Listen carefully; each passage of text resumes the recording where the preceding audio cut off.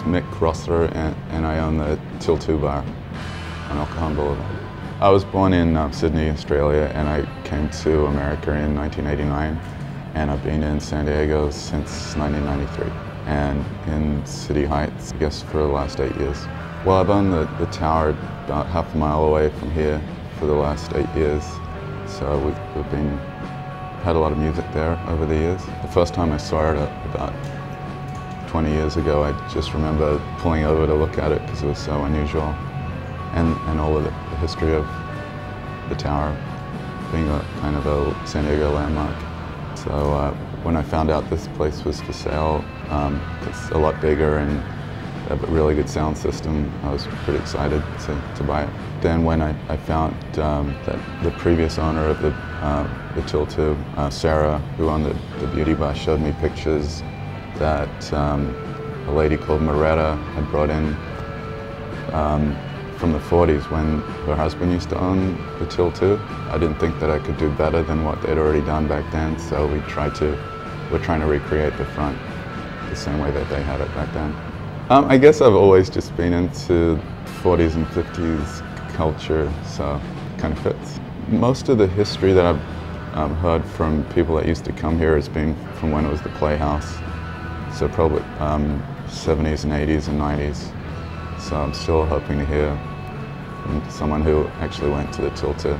I did a little bit of research and through phone books, but so far all we've found out is that it was the AC/DC card room, and this was a bar at least in 1948, the till-two. Well, the only pictures that so far that we have are on the outside, so we have to kind of guess about the inside. But there's some people trying to find photos from the Playhouse, so that might give us some clues. I guess the biggest thing we've done so far is added a lot more seating, 5 booths and a big booth up there in that little area. We added another beer cooler, and we're going to add some more taps, and then we added the shelves.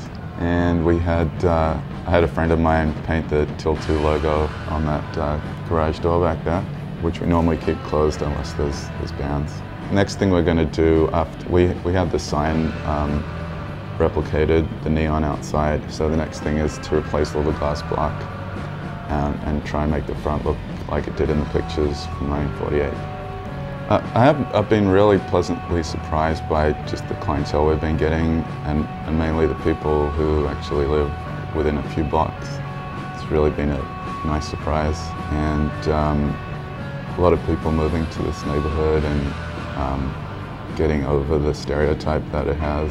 And there's a lot of great things about the boulevard, but like we eat every day like at a different amazing restaurant. And in the last few years, I mean, there's a lot of really great bars up and down the boulevard, like the Live Wire and 11 and Soda Bar. And I guess back in the 50s, I mean, this was the main thoroughfare where all the action was, so it'd be nice to bring that back.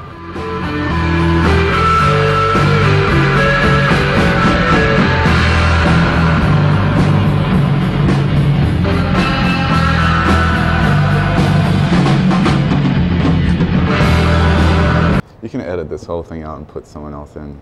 No, it's all you.